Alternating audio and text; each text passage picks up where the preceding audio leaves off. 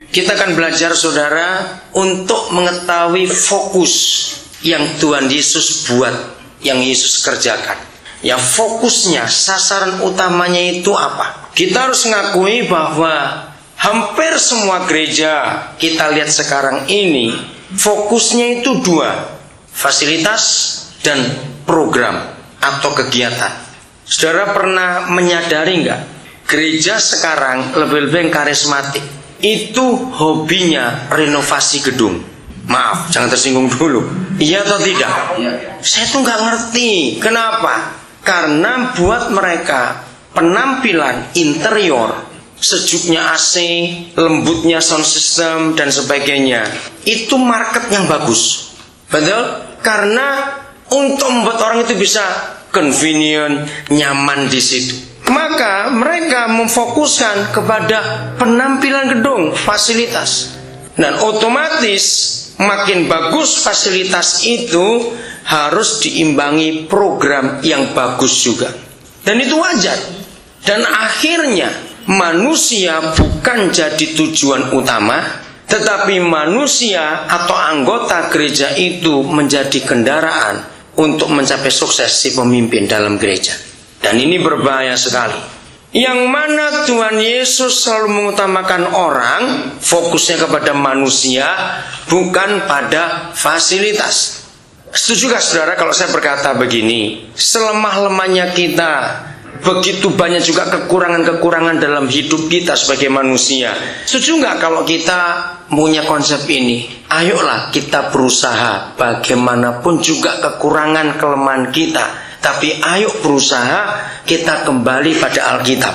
Artinya usahakanlah sebisa-bisanya apa yang Alkitab itu katakan kita kerjakan.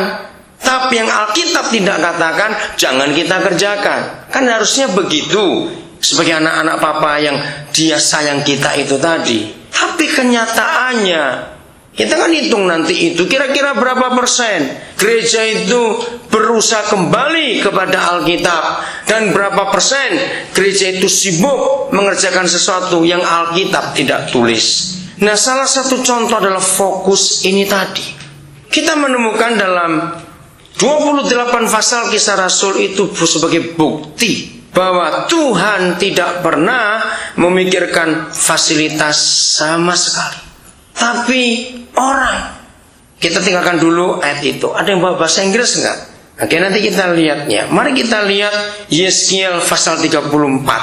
Yeskiel pasal 34. Dan ini salah satu bentuk betapa kita salah di hadapan Bapa di surga dalam hidup ini. Yeskiel pasal 34. Saudara lihat judulnya apa? Pasal 34. Yahweh bagaimana melawan siapa yuk?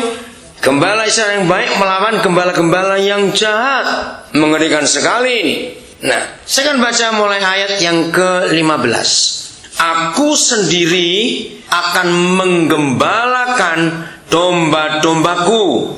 Jadi domba-domba bukan dijadikan kendaraan untuk mencapai sukses si gembala, si pemimpin, tidak. Tapi sebagai gereja kita harus menggembalakan manusia. Dan aku akan membiarkan mereka. Saya suka kata membiarkan.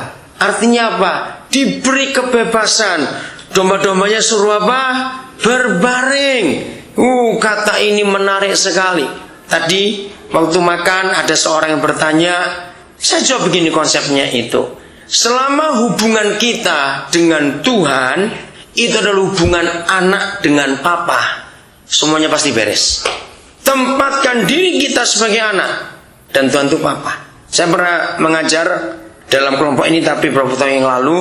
Salah satu yang menyebabkan hubungan kita dengan Tuhan itu tidak baik karena gereja terlalu menekankan dia itu Tuhan dan dia itu Raja.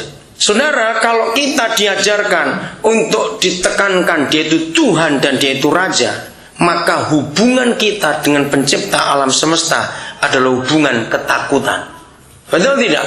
Kenapa jadi hubungan ketakutan? Siapa bisa jawab? Sebab Tuhan dan Raja itu suka ngetok. Salah pukul, salah dihukum. Nah, itu agama lagi. Justru seharusnya semua kita begitu mulai percaya kepada Tuhan pencipta alam semesta lewat Tuhan kita Yesus, maka kita harus kenal adalah Dia itu Papa. Kalau kita bicara Tuhan dan Raja, itu pasti bicara peraturan, hukum-hukum, aturan-aturan, keharusan-keharusan, hukum timbal balik, dan sebagainya. Tidak salah. Tapi jadi salah kalau kita belum pernah jadi anak lebih dulu. Yang pernah punya anak akan ngerti. Walaupun yang gak pernah punya anak pun akan ngerti juga. Begitu anak itu lahir, nggak mungkin ada orang tua segila apa atau sebodoh apa langsung peraturan diberikan. Di rumah ini doa pagi jam 4, mandi jam 5, sarapan jam 6. Ini bayi baru lahir. Perlu nggak bayi dikasih peraturan begitu? Tidak. Mereka dikasih dulu oleh papa mamanya. Makin besar mereka, nanti otomatis tahu sendiri aturan di rumah itu kayak apa. Jadi kalau kita belajar peraturan dulu, tidak belajar sebagai anak dengan papa, maka Kristen jadi agama lagi yang taunya hanya peraturan. Maka itu hubungan kita selalu hubungan ketakutan. Kalau aku nggak sembahyang dia marah nanti itu. Aku sudah janji loh, sehari itu harus 4 pasal. Aduh ini kurang 1 pasal. Jadi cepat-cepat habis 1 pasal. Oh 4 pasal sudah. Terus rasanya lega kalau sudah bisa baca 4 pasal karena itu janjinya. Kenapa saudara tertawa saya ngomong gitu? Kenapa? Nah dia bukan seperti itu. Aku berjanji kepada papa, setiap jam 3:30 pagi harus bangun. Tapi karena urusan begitu banyak, harus 3:30 ini. Kalau nggak bangun, wah dia marah nanti. Aku sudah nasar ini di depan dia. Bagaimana ini? Bukan. Papa itu paling suka kalau anak-anaknya bisa ngerti apa yang dimaui papanya. Papa yang benar, catat ini, semua kita tahu. Papa yang benar itu nggak mungkin suka minta uang anak. Lu kenapa tertawa lagi? Lu betul nggak saudara? Dia nggak suka.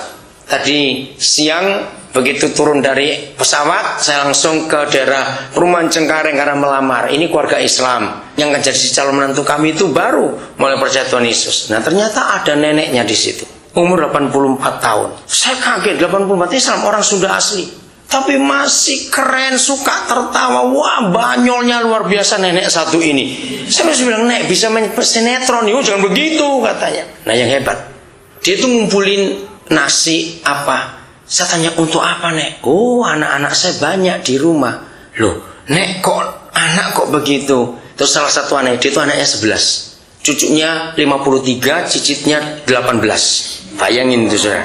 Ini nenek hebat. Terus salah satunya bilang, bukan anak, dia itu punya ayam, melihara ayam banyak. Nek kenapa melihara ayam dijual? Iya.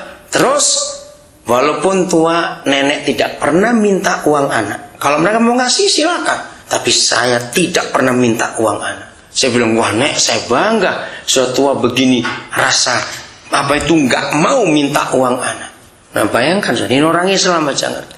Maka itu ketika gereja hanya mengajar duit, ayo beri, kalau nggak beri Tuhan begini, nggak mau beri, kasihan Tuhan dianggap mata duitan, betul itu. Kalau semua soal uang, enggak. Papa akan senang kalau dia tahu anaknya bisa ngerti apa yang papa inginkan. Betapa bangganya bukan kalau kita jadi papa, anak kita bisa ngerti, oh papaku mau begini, oh papaku mau begini. Luar biasa. Ini beberapa anak-anak kami akan buat DVD tentang kesaksian orang-orang yang berjumpa dengan kami lalu hidupnya berubah. Nah akan dipilih. Jadi ada kriteria ibu rumah tangga, orang ini semuanya itu. Nah tadi dalam perjalanan dari airport itu saya diwawancara, ya. Lalu saya telponi berapa anak-anak dari berapa kota di Indonesia ini yang memenuhi kriteria itu. Nah salah satunya mereka minta, ada nggak yang masih kecil? Ada di Makassar, namanya Yusua. Atau saya dapat dia itu umur 9 tahun, saya rasa 11 tahun. Nah dia wawancara singkat. Nah anak ini saudara tiap kali telepon ataupun SMS tidak pernah lupa pesan terakhir, papa jangan mandi malam. Selalu itu pesannya, papa jangan mandi malam. Termasuk tadi, jangan mandi malam. Pertama kali dia pergi dengan saya jadi anak saya itu Saya mandi malam. Keluar kamar mandi, dia nangis, saudara. Saya pikir kenapa? Just kenapa kamu nangis? Nangis betul.